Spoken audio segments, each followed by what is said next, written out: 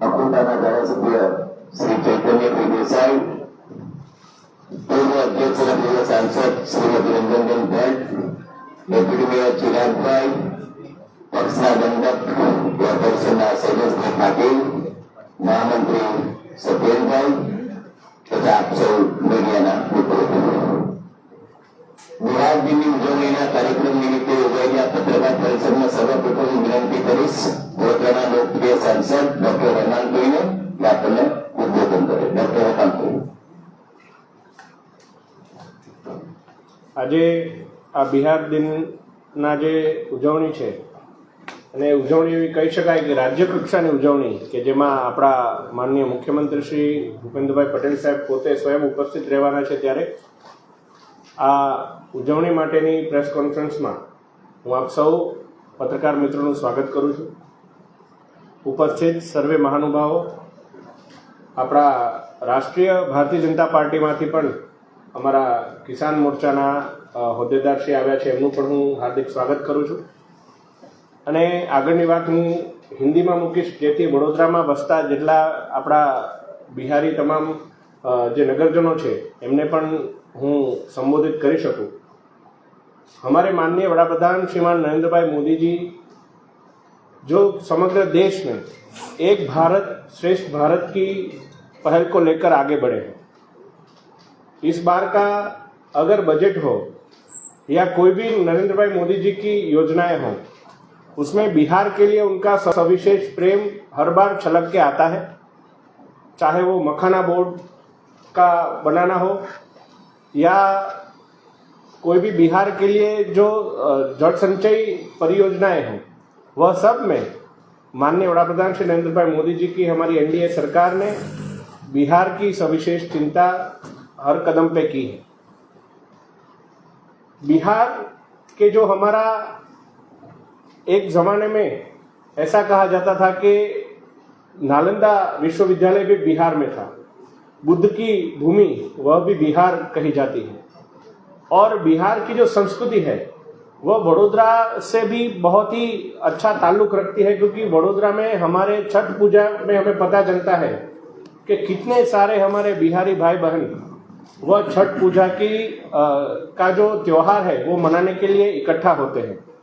और भारतीय जनता पार्टी और आदरणीय नरेंद्र भाई मोदी जी के प्रति हमारे वडोदरा में जो बसे हुए बिहार के हमारे नगरजन हैं, उनका प्रेम भी सविशेष है. तब हमारे माननीय मुख्यमंत्री श्री का हम आभार व्यक्त करते हैं, पूरा हमारा टीम वडोदरा के तरफ से हम आभार व्यक्त करते हैं कि उन्होंने बिहार दिन के इस सेलिब्रेशन में वडोदरा को चुना और वो वडोदरा में आकर ये राज्य कक्षा का जो पूरा जो उजवणी है, वो सेलिब्रेशन है, वो यहाँ पे मनाने वाले हैं. तो उसके लिए जो विस्तृत आपको जो जानकारी है वो हमारे संगठन के प्रमुख डॉक्टर जयप्रकाश सोनी जी आपको देने वाले हैं. परंतु मैं आज हम सब की तरफ से सभी हमारे बिहारी नागरिकों को मैं आह्वान करता हूं, मैं आमंत्रित करता हूं कि आए हम सब साथ मिलकर बिहार की अस्मिता, बिहार की संस्कृति और बिहार और गुजरात के बीच का जो प्रेम है, मोदी जी का जो बिहार के लिए प्रेम है, उस सबको हम साथ में आकर मनाएं. धन्यवाद. आभार डॉक्टर हेमंतभाई. હવે વિનંતી કરીએ તો શહેર અધ્યક્ષ ડોક્ટર જયપ્રકાશભાઈને આપણે ઉદ્બોધન કરે. ડોક્ટર જયપ્રકાશભાઈ.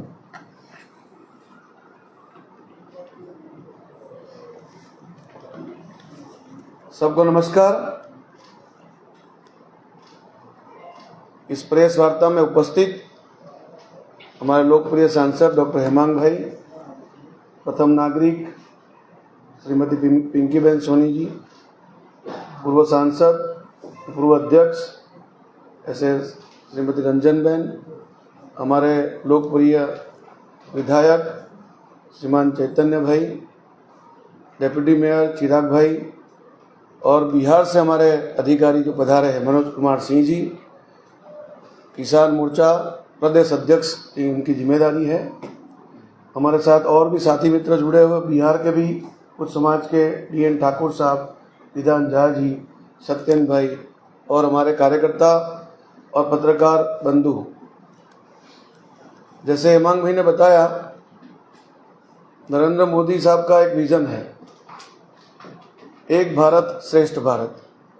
जैसे सरदार वल्लभ भाई पटेल जी ने भी पूरे भारत को एकत्रित करने के लिए संघर्ष किया और आज हम एक भारत देख सकते हैं, तो वो श्रेष्ठ कैसे बने उसकी दिशा में आगे बढ़ रहे हैं। अलग अलग कार्यक्रमों की श्रृंखला अलग अलग समय पर उसी श्रृंखला में हो रही है। तमिल संगम भी सोमनाथ में बीच में हुआ था, ऐसे अलग प्रांतों में काशी में भी तमिल संगम हुआ था। ऐसे अलग अलग कार्यक्रमों से दूसरे राज्यों की सांस्कृतिक झलक इस राज्यों को मिले, ऐसे एक नम्र प्रयास भारतीय जनता पार्टी की ओर से होने वाला है।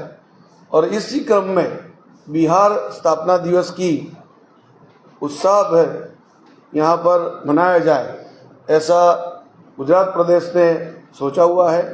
कुल 7 कार्यक्रम अलग अलग जोन में ऐसे होने वाले हैं। एक कार्यक्रम हो गया है कच्छ में, उसके अलावा और 6 कार्यक्रम होने वाले हैं। हमको बताते हुए प्रसन्नता है कि 6 जो कार्यक्रम है उसमें से वडोदरा शहर में हमारे आदरणीय मुख्यमंत्री जी उपस्थित रहने वाले हैं। उनकी अध्यक्षता में भारतीय जनता पार्टी बिहार स्थापना दिन की जो मनाने वाले हैं, और उसी उपलक्ष्य में कार्यक्रम में हमने बिहारी जितने जन है यहाँ पर भाइयों बहनों सबको हमने निमंत्रित किया हुआ है। उस दिन कार्यक्रम तो होगा ही होगा, उसके साथ साथ सांस्कृतिक कार्यक्रम भी बिहार के भाइयों बहनों के लिए होने वाले हैं, और उसके साथ साथ यहाँ के लोगों को भी बिहार की संस्कृति की झलक मिले, वैसा भी एक विनम्र प्रयास भारतीय जनता पार्टी की ओर से होने वाला है। करीबन 4 से 5 बिहार से ही कलाकार आने वाले हैं, और उनकी जो पेशकशी है, अलग अलग विभिन्न कला है, वो हमको देखने को मिलेगी। और साथ साथ में हमने सारे बिहारी भाई बहन जो कार्यक्रम में उपस्थित रहेंगे उनको बिहार का जो प्रसिद्ध व्यंजन है लिट्टी चोखा, उसका प्रीति भोज भी हमने उनके लिए रखा हुआ है। तो ऐसा एक सांस्कृतिक मेलावड़ा जिसको गुजराती में बोलते हैं, तो बिहार और गुजरात दोनों मिलके एक भारत श्रेष्ठ भारत बनाने की और एक कदम उठाए, इसके उपलक्ष्य में हमने ये कार्यक्रम आयोजित किया है। मैं इस मंच से सभी बिहारी भाइयों बहनों को आमंत्रित करता हूँ कि आप आए, कार्यक्रम को जाने माने, और सांस्कृतिक कार्यक्रम भी आप आएंगे तो हमको बहुत अच्छा लगेगा।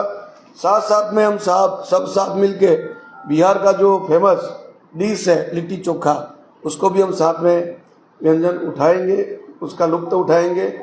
तो ऐसे सभी बिहारी भाई बहनों को वडोदरा के मैं आमंत्रित करता हूँ।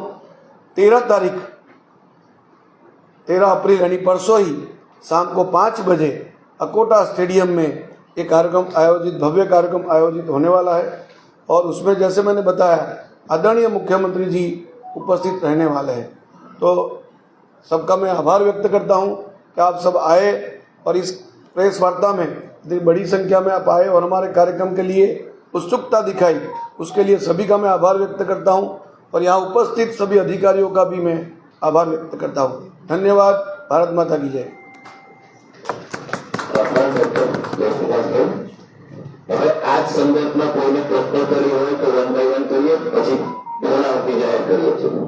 ચા નાસ્તાને ન્યાય આપીને આપણે ચૂપા કરી શકીએ છીએ। આવનારા વિધાનસભા બિહારમાં જે ચૂંટણી છે આ કાર્યક્રમ કેટલો કારગર સાબિત થશે? આવા કાર્યક્રમો સમય સમય પર ભારતીય જનતા પાર્ટી આયોજિત કરતી રહેતી હોય છે। એમાંનો જ એક ક્રમ છે, જેમ મેં આગળ બતાવ્યું કે તમિલ સંગમના પણ કાર્યક્રમ કર્યા હતા।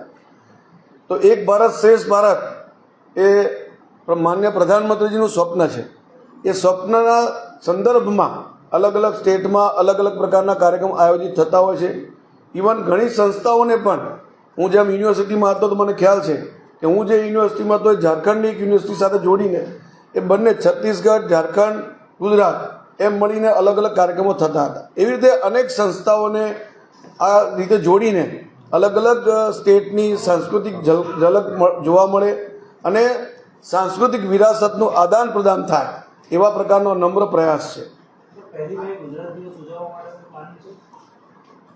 આપ સૌ જાણીએ જ છે કે 1 મે ગુજરાત સ્થાપના દિવસ છે, તો તો એ તો ગુજરાત સરકાર દ્વારા ઘણા બધા કાર્યક્રમોનું આયોજિત થતું જ હોય છે અને જે પ્રકારના કાર્યક્રમો આવશે એ પ્રકારનું એનું આયોજન પણ થશે અને એની જાણકારી આપણને આપવામાં આવશે. સાહેબ, ભાજપની એવી છાપ કેમ પડી ગઈ છે કે કોઈ બી કાર્યક્રમ કરે એટલે આવો જ સવાલ આવે છે કે આગળ ચૂંટણી છે એટલે આવા કાર્યક્રમ ઉભા કરે છે?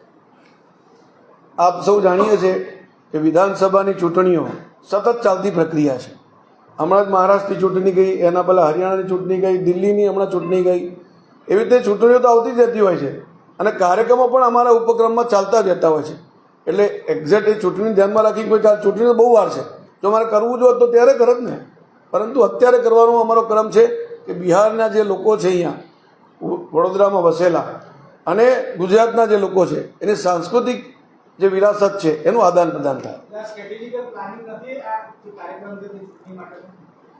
ના ના, ભારતીય જનતા પાર્ટી જ્યારે આયોજિત કરી રહી છે તો હમણાં જ્યારે આપ મંચ પર જોશો એ દિવસે કાર્યક્રમ તો તમને ધ્યાનમાં આવશે કે ખરેખર એક ભારત અને શ્રેષ્ઠ ભારત આ વિષયને લઈને જ એનું બેનર પણ એ જ છે. આજે પણ એ જ બેનર છે. એટલે એક ભારત શ્રેષ્ઠ ભારત અંતર્ગત આ કાર્યક્રમ કરવામાં આવી રહ્યો છે. સાહેબ, બિહાર સમાજના લોકો સંપર્ક કર્યો એવું કીધું કે પ્રેસ કોન્ફરન્સમાં પૂછજો કે ભારતીય જનતા પાર્ટી એ બિહારીઓની જ પાર્ટી હતી ને આજે વડોદરા શહેરમાં કોર્પોરેશનમાં બી એમને કોઈ ટિકિટ આપતું નથી, તો આવા કાર્યક્રમ કરતા એમના પણ પ્રતિનિધિઓ વધે તો આગામી સમયમાં એમને ટિકિટો મળે એવો બી કંઈ પ્રયાસ થશે? છે આપણે તક આપીએ છીએ સંગઠન અને ચૂંટણી. જ્યારે પણ સમય પર કોર્પોરેશન હોય કે બીજા કોઈ પણ ઇલેક્શન હોય તો આપણે સમય પર એમને તક આપેલી છે અને ભવિષ્યમાં પણ જ્યારે સામે આવશે તો પાર્ટી જરૂર યોગ્ય નિર્ણય લઈને તક આપશે. ધન્યવાદ, ખૂબ ખૂબ ધન્યવાદ.